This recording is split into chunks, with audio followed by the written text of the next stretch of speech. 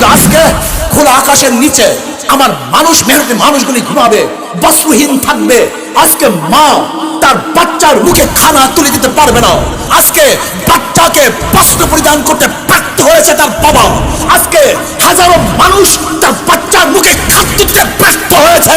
আপনি এসের মধ্যে থাকবেন তা মেনে নেওয়া যায় না, এটা মেনে নেওয়া যায় না। যে দেশের মানুষ এখনো বস্ত্রহীন চলছে, যে দেশের মানুষ এখনো চিকিৎসাবিহীন মারা যাচ্ছে, যে দেশের মানুষ আজকে ডাস্টবিনে কাক কুকুরের সাথে খাদ্যের জন্য লড়াই করছে, সেই দেশের টাকা দিয়ে ওখানে মূর্তি স্থাপন করা হবে, বাংলাদেশের মানুষ মানতে পারে না, সহ্য করতে পারি না।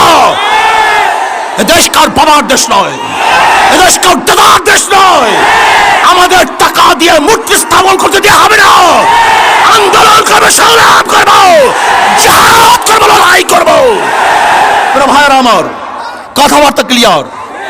যদি আপনি মূর্তি স্থাপন করতে চান, মূর্তি স্থাপনের জায়গা আছে, মন্দির, সেখানে মূর্তি স্থাপন করেন, 1000 মূর্তি স্থাপন করেন। কিন্তু বাংলাদেশের 90% মুসলমানদের ভূমিতে কোন মূর্তি চলবে না, চলতে হবে না। দিতে চাই না, যদি দেয়া শুরু করি বন্ধ করব না। রক্ত দিতে চাই না, দেয়া শুরু করলে রক্ত বন্ধ হয় না। মুসলমানের রক্ত কেউ বন্ধ করতে পারে নাই। আমরা সেই খালিদ বিন ওয়ালিদের উত্তরসূরি, আমরা আবু বকরের উত্তরসূরি, আমরা ওমরের উত্তরসূরি, আমরা আলীর উত্তরসূরি, আমরা বদর হাতিয়ার, আমরা খান্দকের হাতিয়ার, আমরা উহুদের হাতিয়ার। আমরা জাগ্রত হলে আবু জাহেলকে গোটা দুনিয়া থেকে বিদায় না দেওয়া পর্যন্ত মাঠ ছাড়ার প্লেয়ার আমরা নই। মূর্তি স্থাপন করার চেষ্টা করেন, এমন ঢেউ দেওয়া হবে। এইটা তো মাত্র 1 নম্বর সিগন্যাল, 2 নম্বর বাকি হয়ে গেছে, 10 নম্বর বাকি, মহাবিপর্যয় কথা বাকি আছে। এমন টর্নেডো সৃষ্টি হবে, ভেঙে তছনছ হয়ে যাবে ইনশাআল্লাহ। টর্নেডো, মহাবিপদ সংকেত, মানুষের ঢেউয়ে মূর্তি সব বুড়িগঙ্গায় পড়ে যাবে, ওখানে মূর্তি থাকতে পারবে না। দাম বাড়ান, যদি পেট্রোলের লিটার 1 লক্ষ টাকাও হয় আপনাদের কোনো সমস্যা নেই, কারণ এই পরিমাণ চুরি করেছেন, ডাকাতি করেছেন, টাকার পাহাড় করেছেন। যদি তেলের 1 লিটার দাম 1 লক্ষ টাকা হয় আপনাদের সমস্যা নেই, কিন্তু আমার গরিব দুঃখী মেহনত মানুষের অবস্থাটা কি হবে? প্রথমে লুচ্চা এবং চামড়া ব্যবসায়ী, আজকে ওলামায়ে কেরামদেরকে ধর্ম ব্যবসায়ী বলে, তোর তো চামড়া ব্যবসায়ী, লুচ্চা কোথাকার, নাস্তিকের গোষ্ঠী, ধর্ম নিয়ে কথা বলো। 1000 মাদ্রাসা নামে লিস্টি করছে, সাহসটা বুঝেন আপনি? অথচ কোনো মাদ্রাসায় ধর্ষণ হয় না, যে প্রতিষ্ঠানে ধর্ষণ হয় তার বিরুদ্ধে লিস্টি হয় না। কোনো মাদ্রাসায় অস্ত্র পাওয়া যায় না, যে প্রতিষ্ঠানে অস্ত্র পাওয়া যায় তাদের বিরুদ্ধে লিস্টি হয় না। ওই যে নিউ মার্কেটে রোজার সময় যারা খুন করছে তাদের বিরুদ্ধে লিস্টি হয় না। আর যে মাদ্রাসায় সবসময় কোরআন তেলাওয়াত হয়, দুরূদ পড়া হয়, যেখানে তাহাজ্জুদ নামাজ পড়া হয়, তার লিস্টি হয়। এই লিস্টি যারা করছে তাদের হাত ভেঙে দেওয়া হবে। তুমি অনুমতি কে দিছে যে একজন 16 জন ওলামায়ে কেরাম ধর্ম ব্যবসায়ী মাদ্রাসা সন্ত্রাসবাদ এই রিপোর্ট কালেকশন করে অনুমতি তোকে কে দিছে? সময় আসুক বুঝবি রিপোর্ট কিভাবে দেওয়া হয়।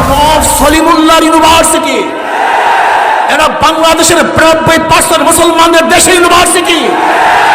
এই ইউনিভার্সিটি গড়ছে মুসলমান, জায়গা মুসলমানদের, হিন্দুরা বাধা দিয়েছে।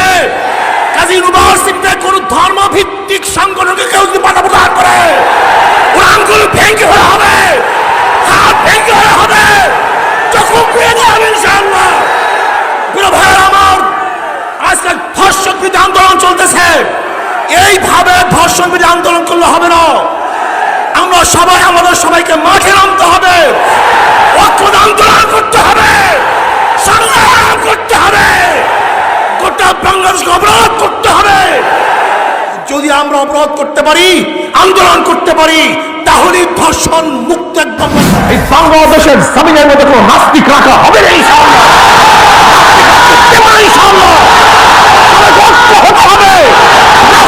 আন্দোলন করতে হবে, সংগ্রাম করতে হবে, জীবন দিতে হয়। রক্ত দিতে হয়, সময় দিতে হয়, টাকা দিতে হয়। কে কে রাজি আছে? নারায়ে তাকবীর, নারায়ে তাকবীর।